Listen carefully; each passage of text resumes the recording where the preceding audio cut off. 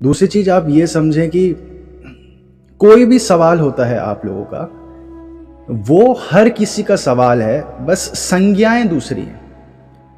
आप अपने सवाल को और समझना चाहें, सवाल को सरल और बनाएं, तो आपका सवाल है कि ये बुरी आदतें कैसे छोड़ पाऊं मैं। वो कुछ भी हो सकता है। आप शायद जानकर हैरान हो या ना हो, जो लोग क्रोधी लोग होते हैं उन्हें भी शराब जितना ही एडिक्शन है। एक बारी को शराब और स्मोकिंग का एडिक्शन छूट जाता है, क्रोध का, अहम का एडिक्शन नहीं छूटता। ये आप समझें। ज्यादा नुकसान क्या करता होगा अगर आप वैज्ञानिक दृष्टिकोण से भी समझेंगे तो शराब से कहीं अधिक गुना क्रोध परेशान करता है इंसान को। क्रोध बहुत बीमारी की जड़ है। शराब को मैं बिल्कुल प्रोपोगेट नहीं करता हूं, क्योंकि शराब ध्यान का विरुद्ध है, विरोधी है, अपोजिट्स हैं। लेकिन शराब और क्रोध को हम कभी ये ना सोच लें कि क्रोध कोई बहुत अच्छी चीज और शराब तो बिल्कुल ही बुरी चीज है। इसके अलावा आप ये भी समझें कि जो इंसान अपने शरीर का ध्यान नहीं रख रहा, कसरत नहीं करता, और वो शराब भी नहीं पीता और कसरत भी नहीं करता, तो आप ये मत सोच लेना कि वो इंसान बहुत ऊपर है और आप शराब पीते हैं तो आप नीचे हो। ये भी आप समझे, वो सब नशे की श्रेणी है। अगर आप किसी खिलाड़ी को उठाएंगे, अधिकतर वेस्टर्न फुटबॉलर्स को उठाएंगे जो अपने शरीर का ध्यान देते हैं, और रात को अगर वो शराब पी रहे हैं, तो ज्यादा सेहतमंद और ज्यादा ध्यान की संभावना उस शराबी इंसान के जीवन में घटना संभव है।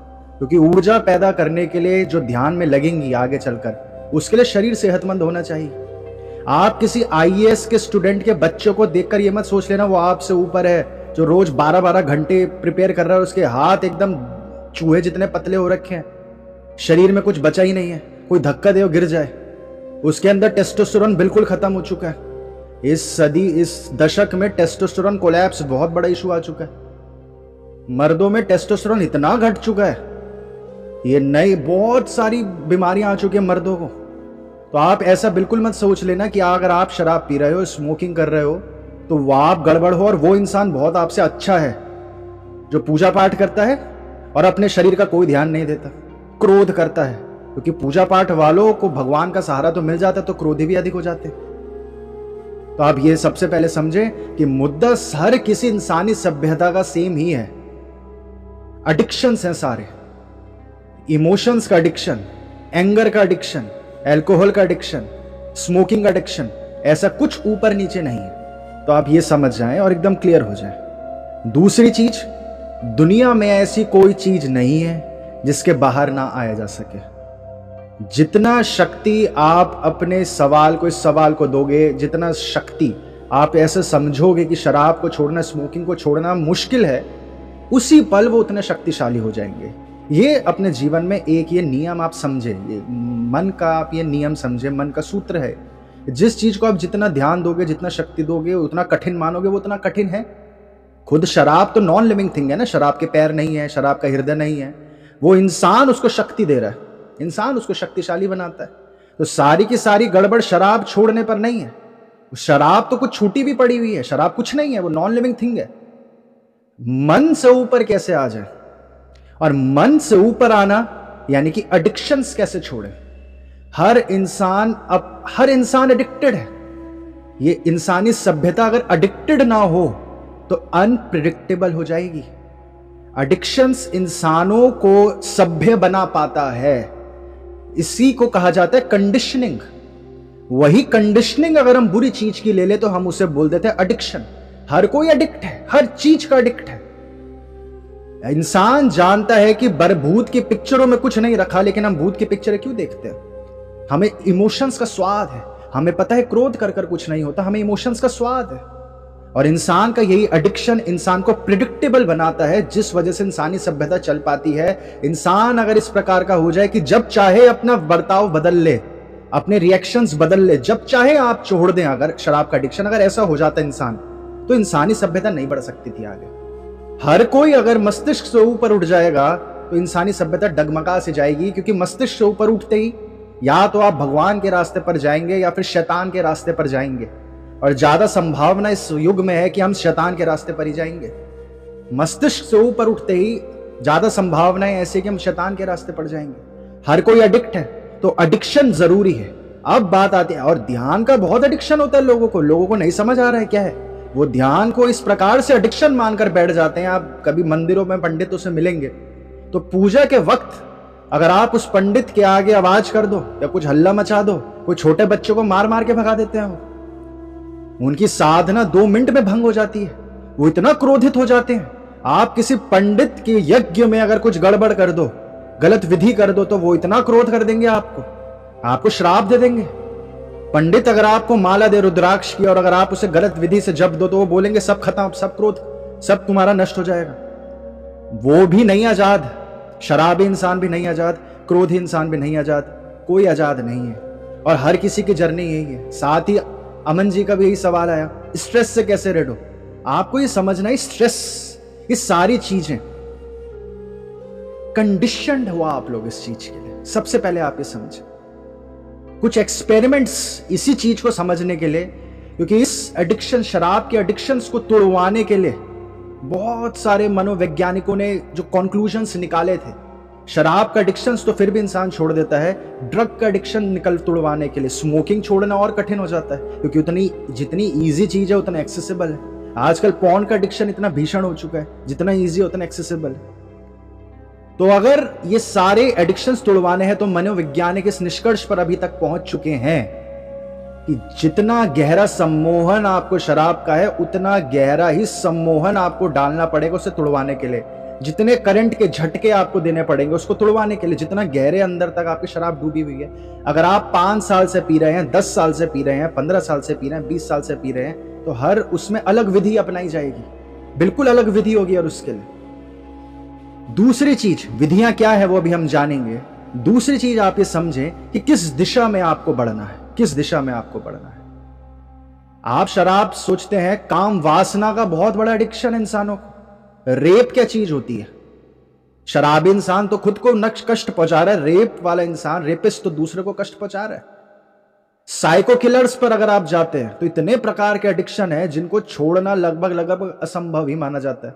हमारी फैमिली में भी जो हमारी मौसी जी हैं, उनके जो बेटे हैं, वो जो सबसे भीषण से भीषण वो होते हैं ड्रग्स, जिनके ऊपर इंसानी सभ्यता अभी तक नहीं पहुंच पाई, जैसे क्रिस्टल मेथ। इसलिए मैं आपको कई बार ये सब बताता रहता हूं। वो इतना भीषण हो चुके हैं कि अपने माँ बाप के गर्दन दबा देते हैं, रस्सियों से गला घोट देते हैं। और अभी वो पिछले 1-1.5 साल से उन्हें थेरेपी में डाल रखा है, वो घर नहीं आ सकते। और पिछली बार उन्हें डाला गया था तो जैसे घर आए वो हमारे पास आए कि अब से हम अच्छे अच्छे काम करेंगे, आप और हम फुटबॉल खेलेंगे, जिम जाएंगे। हमने बोला बिल्कुल जा, बिल्कुल चलेंगे, अच्छी संगत में रहेंगे। ये करते रहे वो हफ्ता 10 दिन और फिर वापस वहीं पहुंच गया वो इंसान, फिर वो इस भीषण तक चले गए। तो इतनी कठिन कठिन चीजें हैं दुनिया में। तो इसलिए मैं आपको कह रहा हूं कि शराब को आप सबसे पहले बहुत कठिन वो मत मान जाओगे। अगर आपको कोई मनवा रहा है कठिन, तो उस इंसान से दूर हो जाना, क्योंकि आपको ये समझ लेना उसका धंधा है वो चीज। आपको कठिन से कठिन मनवा देना आपका एडिक्शन को, कि शराब का एडिक्शन तो छुड़ जाएगा लेकिन आपको 25 करोड़ की दवाई खानी पड़ेगी। तो जो आपको जीवन को बोल दे कठिन है, उससे आप तुरंत दूर हो जाओ। जो आपको बोल दे जीवन में भय है, ये है, वो है, सब खतरनाक है, उससे दूर हो जाओ। वो धंधा चल रहा है वहां पर। कठिन कुछ भी नहीं है, कठिन सिर्फ एक चीज है, अपने आप को जान लिया और उस रास्ते पर हम अगर चल पाए, ये कठिन है बस। आपको क्या खोजना है? आपको खोजना है कोई एक ऐसी चीज जो शराब से भी अधिक आपको स्वाद लगे। शराब की वासना को छोड़ने के लिए नई वासना पकड़नी पड़ेगी, जबकि वो भी गलत मार्ग है, लेकिन हमें धीरे धीरे करके अगर उठना है। क्योंकि आईसीयू में अगर कोई इंसान है तो आप उसे डीआईपी डाइट नहीं दे सकते, क्योंकि वो चबाएगा कैसे? कोई कोमा में है, हम उसे पाइप लगाकर भोजन देना पड़ता है, वो चबाएगा कैसे? आप उसे पत्ते खिलाओगे तो नहीं चबा पाएगा। फिर जब इंसान थोड़ा बाहर आता है, फिर और बाहर आता है, फिर व्हील चेयर पर आता है, तब हम उसे डीआईपी डाइट देते हैं। अब व्हील चेयर से अगर बाहर उठ जाए और सब चलने दौड़ने लग जाए, तब वो इंसान हफ्ते में 2 दिन में 4 दिन में कुछ अलग भी खा ले तो ऐसा कोई शरीर पर उतना प्रभाव नहीं पड़ता। शराब को अब आप समझ रहे हो कि बहुत आप कठिन नहीं मानना। दूसरी चीज जो आपको करनी है, उससे बड़ा स्वाद खोजना है कुछ। जिस दिन आपको उससे बड़ा कोई स्वाद मिल जाएगा, उससे खूबसूरत कोई चीज दिखने लग जाएगी, तो आपको शराब की तरफ तो मजा तो उतना ही रह जाता है, लेकिन साथ में आप बोध करने लग जाओगे, साथ में विचार करने लग जाओगे। आप सोचोगे करके होता क्या है। किसी तरह आपका मकसद होना चाहिए कि शराब लेने से जस्ट पहले आपकी नींद टूट जाए, कुछ भी ऐसी विधि मिल जाए कि उससे पहले आपकी नींद टूट जाए। चाहे आपको स्ट्रेस है, किसी इंसान को क्रोध की दिक्कत है, किसी इंसान को काम वासना की दिक्कत है, कोई ऐसी विधि बन जाए जो आपकी नींद तोड़ दे, और नींद नहीं टूट पाई तो सिर्फ 2-4 सवाल आपके मन में किसी तरह आ जाएं कि ये पी के होगा क्या, इससे होता क्या है। इस फीलिंग को अगर आप अपने अंदर जनरेट करवा गए किसी भी तरह, यही इकलौता संभव सॉल्यूशन होता है किसी भी चीज का, और इसी को कहते हैं जगना। सिर्फ यही है साक्षी भाव। ओशो से यही सवाल पूछा गया, और ओशो ने साफ साफ कहा दुनिया की कोई ध्यान विधि तुम्हें नहीं ईश्वर तक ले जाएगी, कोई भक्ति मार्ग तुम्हें ईश्वर तक नहीं ले जाएगा। सिर्फ एक चीज ले जा सकती है, वो है अपने अंदर जगना। और अपने, जब तुम कुछ गलत कार्य करने जा रहे हो जिसको तुम गलत मानते हो, उस वक्त थोड़ा ठीक पहले सोचो ये करके होगा क्या। फिर अगले दिन मेरे को हैंगओवर होगा या सर दर्द होगा या कुछ होगा, फिर मेरे को गिल्ट फील होगी। जब ये जगने की स्थिति, ये फीलिंग की शक्तियां हैं, ये आप समझे, फीलिंग पैदा करनी है, कुछ भी करके फीलिंग पैदा करनी है। जिस दिन आपको फीलिंग की शक्ति आपकी बढ़ती जाएगी, तो आपको शराब का वो स्वाद बहुत ही मूर्खता लगने लग जाएगा। आपको अपनी ऊर्जाएं किसी क्रिएटिव तरफ पर ले जानी है। तीसरी चीज आप ये समझे, हम अगर कोई भी क्रिएटिव चीज नहीं करेंगे, क्योंकि अगर आप ये चीज किसी पंडित पर लेके जाओ, आज ही आप अपनी जन्म पत्री लेकर जाओ, तो आपको पंडित क्या बोलेगा, आपका शुक्र ग्रह और चंद्र ग्रह गड़बड़ है। आपको बल्कि बोला भी गया होगा। तो शुक्र ग्रह और चंद्र ग्रह क्या होता क्या है, वो यही है कि हम अपने मस्तिष्क से कमजोर, अपने मन से कमजोर है। ये युद्ध है आपके मन के और आपकी आत्मा के बीच में। आपकी आत्मा जानती है कि शराब ध्यान का विरुद्ध है, और आपका मन मानता नहीं है। वेस्ट की पूरी कोशिश है आपके मन को ऐसे उपकरण दे दी जाए कि आपका मन महाशक्तिशाली हो जाए।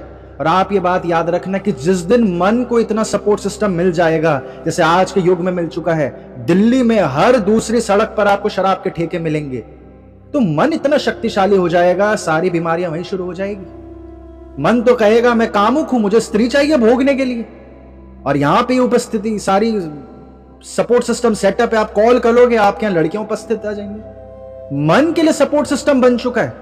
मन ऐसी भूतनी है कि आप जितना उसे सपोर्ट, जितना उसे मदद करना चाहोगे, उतना शक्तिशाली हो जाता है। इसका समाधान दूर भागना बिल्कुल नहीं है, इसका समाधान शराब को भोगना बिल्कुल नहीं है। एक समाधान है आपको जगना। जगो, यानी कि जगने का अर्थ अगर आपको कंफ्यूजिंग लगता है तो विचार करते रहो, बोलते रहो, अपने अंदर रिपीट करते रहो। इतना बार दोहरा दोगे तो आप अपने को सम्मोहित कर जाओगे, या फिर आप अपने को कंडीशनड कर जाओगे, या फिर आप अपने जेनेटिक्स बदल जाओगे। आप वैज्ञानिकों के पास जाते हो तो वो आपको क्या बोलेंगे, पंडित तो आपको ये बोल देंगे आपके शुक्र और चंद्र में गड़बड़ है, आप मोती की ये पहन लो, अंगूठी पहन लो।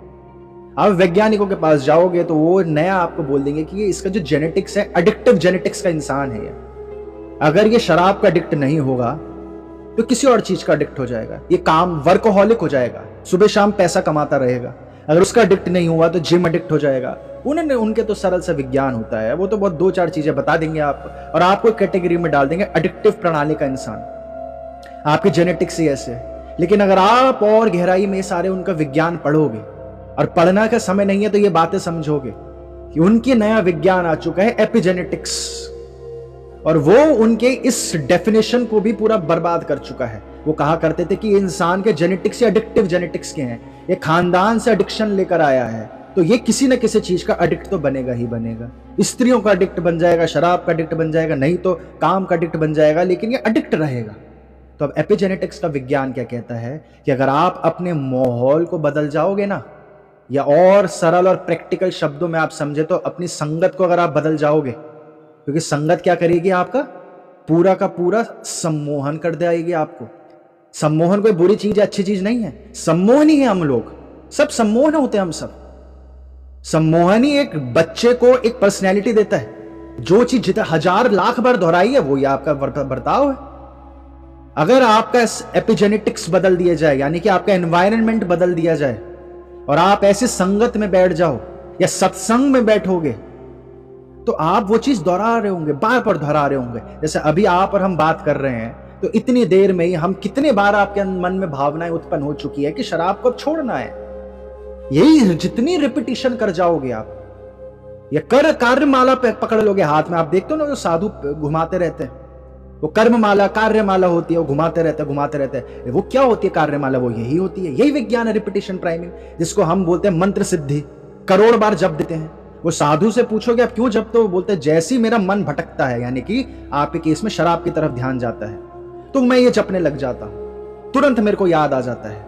वो साधु भी आजाद नहीं हुआ है, वो साधु भी आजाद नहीं हुआ है, वो भी कार्यमाला जप रहा है। उसे कार्यमाला जमीन में गिर जाए वो घबरा जाता है, भयभीत हो जाता है, वो भी वहीं बंधा हुआ है, लेकिन फिर भी वो आईसीयू से बाहर आ रहा है। तो आप ये समझें। और तीसरी चीज, दूसरी चीज क्या है? रिपीटिशन, बार बार दोहराना है।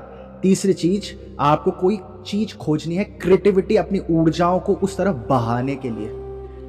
अगर आप अपनी ऊर्जाओं को एज अ मेल क्रिएशन पर नहीं लगाओगे, क्योंकि पुरुष का मतलब ही है कि कुछ ऐसी ऊर्जा जो कुछ चीज पैदा कर जाए, या तो बच्चा पैदा कर जाए, स्त्री की कोख पर कब्जा कर ले, बच्चा का यानी कि कामुक हो जाता है पुरुष, और कामुक नहीं होगा तो वो शराब में चले जाएगी। वो ऊर्जा क्रिएट करना चाहता है पुरुष।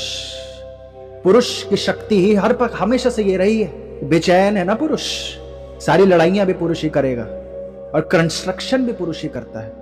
आप चारों ओर अपनी बिल्डिंगें देखोगे, रेलवे ट्रैक्स देखोगे, स्त्रियों को घर में बैठा बैठा कर सब कुछ खुद हड़प लिया पहले, और फिर ट्रैक्स बिछाए गए, सारी बिल्डिंग बनाई गई, सारा सिस्टम। ये लैपटॉप्स जो आप हम देख रहे हैं, सारे सॉफ्टवेयर डिजाइनर्स कौन रहे? पूरी दुनिया भी कोशिश है पुरुष की बनाने की, और फिर न्यूक्लियर वेपन से पुरुष ने बनाए, वो दौड़ेगा भी। पुरुष को कुछ करना मांगता है, कुछ करना चाहता है पुरुष, तो आपको एक चीज खोजनी पड़ेगी। ये हमारे एजुकेशन सिस्टम का बहुत बड़ा फेलियर है। हम सबको, आप सबको उसने ट्रेंड करा है एक टाटा अंबानी के एम्प्लॉय के अलावा कुछ भी नहीं। अगर आपका बचपन में कोई हॉबी है तो आप टॉपर के बच्चे नहीं बन सकते थे, असंभव है। और अगर आपकी कोई हॉबी है तो आप टीचर के फेवरेट नहीं बन सकते थे। अगर आपकी कोई हॉबी है तो निश्चित ही आपको 2-3 घंटे उस पर लगाने पड़ेंगे, और आपका संभव बड़े में प्रोफेशन बन जाएगा। अगर आपने 2-3 घंटे क्रिकेट, फुटबॉल और जिम में लगा देते तो आपके मार्क्स 70-75 से ज्यादा नहीं आ सकते थे, असंभव। स्कूल डिजाइंड इस प्रकार से है कि 2 घंटे की पढ़ाई आपको 8-10 घंटे में पढ़ाता है। अगर आप लोग कॉलेज गए हैं तो हमने बीटेक करी है, मैंने एमबीए करी है, बीटेक करी है, आप लोगों ने भी अपनी डिग्री करी होगी। 3 महीने की पढ़ाई या 2 महीने की पढ़ाई जो बीटेक की होनी चाहिए, उसे 4 साल में करवाई जाती है। कुछ काम नहीं है। और हमारे साथ के बीटेक के बच्चे उसके 4 साल की डिग्री करने के बाद वो सॉफ्टवेयर इंजीनियर बन गए। किस चीज की डिग्री करी थी? Civil engineering. वो सॉफ्टवेयर इंजीनियरिंग बन गए। तो स्कूल ने, सबने कंडीशनड इतनी कोशिश करी है कि आप लोगों की कोई हॉबी ना बन पाए। और पुरुष की शक्ति को अगर रास्ता नहीं मिला तो वासना की तरफ भागेगी। यह बात आप याद रखें। नियम है प्रकृति का। ये पुरुष की शक्ति है, वो चलना चाहती है आगे, वो कुछ पैदा करना चाहती है। और स्त्री की शक्ति है उस पैदाइश को संभाल कर और न्यूट्रिशन देना उसको। तो आपको कोई चीज अपने जीवन में खोजनी पड़ेगी, क्योंकि अगर आपने वासना तो छोड़ दी शराब की, लेकिन दूसरी तरफ आपकी ऊर्जा भागेगी तो आपको कोई पाथ नहीं मिलेगा, फिर वापस घूम फिर के वहां आ जाएगी। ये सवाल बहुत अहम है हर किसी के लिए कि आपको कुछ क्रिएशन की तरफ अपनी ऊर्जा भेजनी है।